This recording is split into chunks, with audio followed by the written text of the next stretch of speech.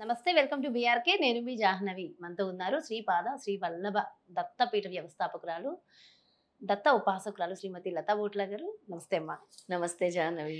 అమ్మ, ఎన్నెన్నో టాపిక్స్, ఎంతో చక్కటి పరిహారాలు అందిస్తూ ఉంటారు ఎప్పటికప్పుడు. అలాగే ఇప్పుడు గుప్త నవరాత్రులు ఉన్నాయి. సో ఆ నవరాత్రుల్లోనే గుప్తం అనేది ఉంది. మరి గుప్తం అంటే గోప్యం కదా, రహస్యం అని కదా. మరి ఆ రహస్యాన్ని చెప్పొచ్చా? నా ఫస్ట్ ప్రశ్న.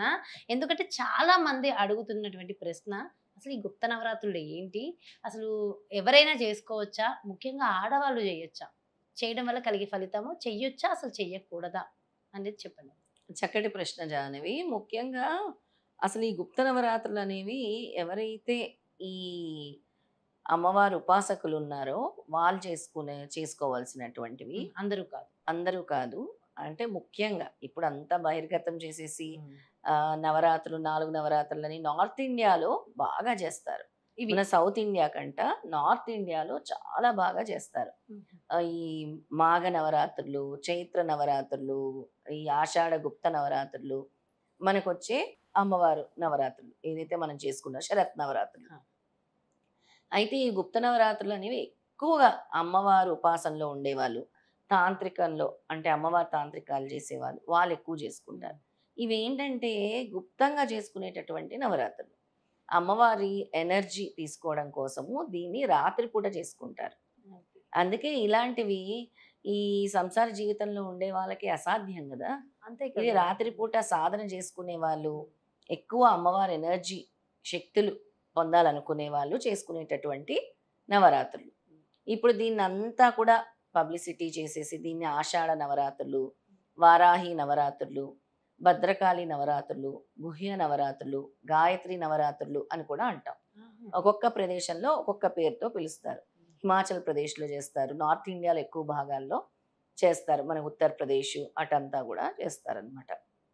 ఇప్పుడు అది నార్త్ నుంచి సౌత్కి పాకిపోయింది కాబట్టి దీన్ని అందరూ కూడా మేము చేస్తాము. వారాహి మాతను పూజిస్తే మా కోరికలు తొందరగా తీరుతున్నాయి. అవును. లాస్ట్ ఇయర్ మన deputy CM, Andhra Pradesh deputy CM Pawan Kalyan గారు చేసిన తర్వాత దీనికి ఇంకొంచెం అంటే అదొక ట్రెండ్ అయిపోయింది. అయిపోయింది వారాహి నవరాత్రులు అనేవి చేస్తే తొందరగా. వారాహి అమ్మవారు ఎవరు? ఆవిడ సేనాధ్యక్షురాలు. ముందుగా శుంభ నిశుంభల్ని వధించడానికి, రాక్షసుల్ని వధించడానికి దుర్గాదేవి కంట ముందు సేనాధ్యక్షురాలు అంటే అమ్మవారి కంట ముందు పీస్ఫుల్ ఫోర్స్ ఎనర్జీ ఎవరంటే వరాహి మాత ముందు నిలబడి, అంటే అమ్మవారి వరకు వెళ్ళకుండా ముందు నిలబడి, సప్తమాతృకల్లో ఒక మాతృక వారాహి అమ్మవారు. సప్తమాతృకలు అంటాం కదా, అలా షీజ్ అన్ వారియర్ అనమాట. అందుకే ఎక్కువ కూడా ఉగ్ర రూపం, శక్తి. అంటే ఫస్ట్ మనం దుర్గాదేవి దగ్గరికి వెళ్ళాలి అంటే వారాహి మాతని వీళ్ళందరూ దాటుకొని అక్కడ వరకు వెళ్ళాలన్నమాట. అంటే అందుకనే ఇప్పుడు వారాహి నవరాత్రులని అందరూ చేయటం మొదలుపెట్టారు. ఈ 9 రోజులు కూడా ఒక్కొక్కరు ఒక్కొక్క అమ్మవారిని రకరకాలుగా పూజిస్తూ ఉంటారు. వారాహి అమ్మవారు స్తోత్రమే చదువుకోవచ్చు కావాలంటే, లేదా దుర్గాదేవినే చదువుకోవచ్చు, దుర్గాదేవి స్తోత్రమే చదువుకోవచ్చు. కానీ వివిధ నామాలతో మనం పూజిస్తున్నాం కాబట్టి జూన్ 26 నుంచి మొదలవుతుంది. ముందుగా గురువారము ఆ రోజు మహాకాళిని పూజిస్తాం. మొదలయ్యేది కూడా ఆ రోజు నుంచి, అమావాస్య నుంచి కాదమ్మా? కాదు కాదు, ఇప్పుడు గురువారం అమావాస్య మర్నాడు నుంచి మొదలవుతుంది అనమాట. గురువారం ముందుగా మహాకాళి, అలాగే మాకాళిని ఆ రోజు ఘటస్థాపన ఉంటుంది.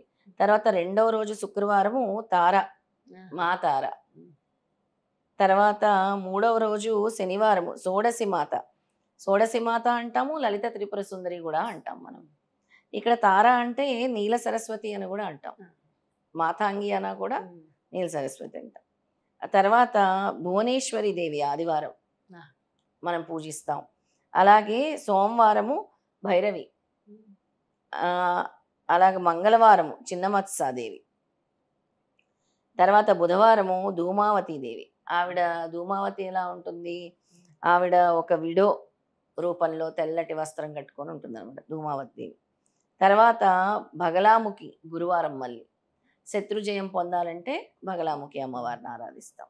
తర్వాత శుక్రవారము మాతాంగి దుర్గాష్టమి. ముఖ్యంగా ఆ రోజు అష్టమి తిథి వచ్చింది, అందుకే దుర్గాష్టమి. అలాగే మాతాంగి దేవి అని కూడా అంటాం. అదే 4వ తారీఖు అనమాట. తర్వాత 5వ తారీఖు కమలాదేవి, ఎవరు? లక్ష్మీ అమ్మవారు. ఆ విధంగా ఈ అమ్మవారిని మనం ఆరాధిస్తాం అన్నమాట. కొంతమంది వారాహి నవరాత్రులే ఈ 9 రోజులు వారాహి అమ్మవారినే కొలుస్తూ ఉంటారు. వారాహి అమ్మవారినే పూజిస్తాం. ఆ. కాకపోతే నేను దుర్గాదేవిలో దశమహావిద్యల్లో ఏ రూపాల్లో ఉన్నారో ఆ అమ్మవారిని తలుచుకుంటాం. అంటే రకరకాలుగా చేస్తారు. దశమహావిద్యలు సాత్విక పద్ధతిలో కూడా మనం నమస్కరించుకొని ఆ అమ్మవారి పేరుని, అమ్మవారి యొక్క అష్టోత్తరాన్ని కూడా మనం చేసుకున్న సాత్విక పద్ధతిలో చేసుకోవచ్చు. తాంత్రిక పద్ధతిలో చేసేవి వేరు దశమహావిద్యలు. అంటే రాత్రిపూట ఒక్కొక్కరు ఒక్కొక్కలాగా. ఉట్టి వారాహిదేవినైనా పూజించుకోవచ్చు జాహ్నవి, ఉట్టి దుర్గాదేవినైనా పూజించుకోవచ్చు. దుర్గా అమ్మవారిలోని రూపాలే ఇవన్నీ. అయితే చాలా మందికి ఇవాళ రేపు ఇన్స్టెంట్ గా ఫలితాలు వచ్చేయాలని అనుకుంటూ ఆ, మీరు అన్నట్టు సాత్వికంగా కాకుండా కొంచెం అంటే తాంత్రికంగానే ఎక్కువ ఇష్టపడుతున్నారు ఏమైనా రెమెడీస్ చేయడానికి. దాని వల్ల తాంత్రిక నిజంగా మంచి జరుగుతుందా, ఏమైనా చెడు జరిగే అవకాశం తెలియని తాంత్రికాల జోలికి వెళ్ళకూడదు. ఇప్పుడు తెలియని తాంత్రికాల పద్ధతికి ఇట్లా ఎవరైతే ఈ సంసార జీవితంలో ఉన్నారో వాళ్ళందరూ అసలు తాంత్రికాల జోలికే వెళ్ళకూడదు. అసలు తాంత్రికాలు తెలియంది తిప్పి కొడితే ఏం చేస్తారు? తాంత్రికాల జోలికే వెళ్ళకూడదు. కానీ ఇలా అమ్మవారి యొక్క శక్తి యూనివర్స్ నుంచి తీసుకోవాలి.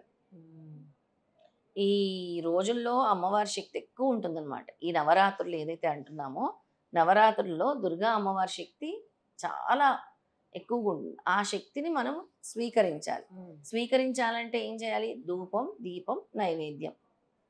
ఏ రోజు ఆ రోజు దీపం పెట్టుకొని, అంటే సాత్వికంగా చేయాలనుకున్న వాళ్ళు, మేము ఆ 9 రోజులు కూడా అమ్మవారి నవరాత్రులు చేస్తామన్న వాళ్ళు ఏం చేయాలి? ఆవు నెయ్యితో దీపం పెట్టుకోవాలి చక్కగా. ఏ రోజు ఏ అమ్మవారిని ఏ రూపంతో కొలుస్తున్నారు, లేదు ఏ రూపం కాదు మేము దుర్గాదేవినే పూజిస్తాం, లేదు వారాహిదేవిని పూజిస్తామంటే అదే పటం పెట్టుకొని పూజించుకొని, కలశం పెట్టుకోవాలనుకున్న వాళ్ళు కలశం పెట్టుకోవచ్చు. ఒక్కొక్క రోజు ఒక్కొక్క కలర్ పుష్పాలతో, ఎర్ర పుష్పాలతో, తెల్ల పుష్పాలతో, పసుపు పుష్పాలతో, మందారాలతో పూజించాలి. ఎన్ని రకాల పుష్పాలు దొరుకుతాయో ఈ సీజన్లో అన్ని రకాల పుష్పాలతో అమ్మవారిని పూజించాలి. ఈ 9 రోజులు ఒక్కొక్క నైవేద్యం పెట్టుకోవాలి. ఒకరోజు పులిహోర, ఒకరోజు అల్లం గారెలు, ఒకరోజు కట్టె పొంగలి, ఒకరోజు క్షీర అన్నము. ఏ అమ్మవారికి ఏ నైవేద్యం ఉంటుందో ఆ విధంగా పెట్టుకోవచ్చు. ఇప్పుడు సరస్వతి అమ్మవారి కంటే మనం దద్దోజనం పెడతాము, లక్ష్మీ అమ్మవారి కంటే అంటే క్షీర మనం అన్నం దసరా పెడతాము. నవరాత్రులు ఎలా అయితే జరుపుకుంటామో అలాగే అలా అదే శక్తి ఉంటుందమ్మా ఈ అదే నవరాత్రులు కూడా? శక్తి ఉంటుంది. కాకపోతే ఇది రాత్రిపూట చేసే పూజ. ఆహా. అప్పుడు మనము డే నుంచి డే నైట్ చేస్తాం శరత్ నవరాత్రులు.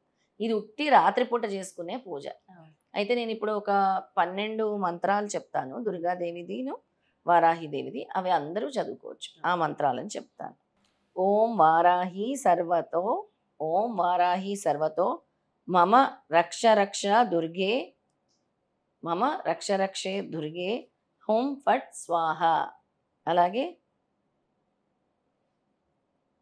ఓం మైసధ్వజాయ విద్మహే దండహస్తాయ ధీమహి తన్నో వారాహి ప్రచోదయాత్. ఇది వారాహి గాయత్రి మంత్రము. ఇందాక చెప్పింది ఓం వారాహి సర్వతో మమ రక్ష రక్ష దుర్గే ఓం ఫట్ స్వాహ. ఇది ఇలాంటివి ఏంటంటే స్వయంగా చేసే కంట గురుముఖతగా తీసుకొని చేస్తే ఎక్కువ ఫలితం ఉంటుందన్నమాట. ఇలాంటి మంత్రాలన్నీ కూడా. ఇంకా ఇవన్నీ రావు అంటే ఓం హైం హ్రీం శ్రీం శ్రీమాత్రే నమః అని చదువుకోండి సాత్వికంగా. నాకు ఇవన్నీ వద్దు, దుర్గాదేవిదే కావాలి అంటే ఓం హైం హ్రీం శ్రీం శ్రీమాత్రే నమః అనుకోండి. రోజు కుంకుమ పూజ చేసుకోండి. ఒక్కొక్క రోజు ఒక్కొక్క అమ్మవారిది, దుర్గాదేవిది, లలితా త్రిపుర సుందరిది, భువనేశ్వరిది, అన్నపూర్ణాదేవిది. మీరు దేవీ నవరాత్రుల్లో ఏ అమ్మవారిది ఏ రోజు ఏ రూపం అనుకుంటారో ఆ రూపంతో తీసుకొని చక్కగా కుంకుమ పూజ చేసుకోండి, దీపం పెట్టుకోండి, నైవేద్యం పెట్టుకోండి, సరిపోతుంది. సింపుల్ గా చక్కగా దానివల్ల కూడా మంచి దానివల్ల కూడా మంచి ఫలితం వస్తుంది మనకి. ఇంకా మీకు మీ ఇంట్లో గనక నెగిటివ్ ఎనర్జీ పోవాలి, అలా ఇలా కావాలి అనుకుంటే మంగళవారము శుక్రవారం కూడా నిమ్మకాయ దీపాలు పెట్టుకోవచ్చు. రాహు దీపాలు అని అంటాం, అమ్మవారు తొందరగా అనుగ్రహించడం. అంటే ఇంటికి నెగటివ్ ఎనర్జీ పోవడం ఎంత ఇంపార్టెంట్, మనిషిలో కూడా మనిషిలో ఇంటిలో కూడా తొలగిస్తుంది అన్నమాట. ఎక్కడైనా దుర్గాదేవి గుళ్ళో ఈ 9 రోజులు గుప్త నవరాత్రుల్లో నిమ్మకాయల దండ సమర్పించండి తీసుకెళ్ళి, చాలా మంచిది. చాలా చాలా చక్కటి రెమెడీస్ చెప్పారమ్మా. Thank you so much. నమస్తే. చూసారు కదండి, మరి ఇది ముఖ్యంగా వారాహి గుప్త నవరాత్రులకు సంబంధించిన అద్భుతమైన ఇన్ఫర్మేషన్. మరో ప్రత్యేకమైన కార్యక్రమంతో మళ్ళీ మీ ముందుకు వచ్చేస్తాను. నమస్తే.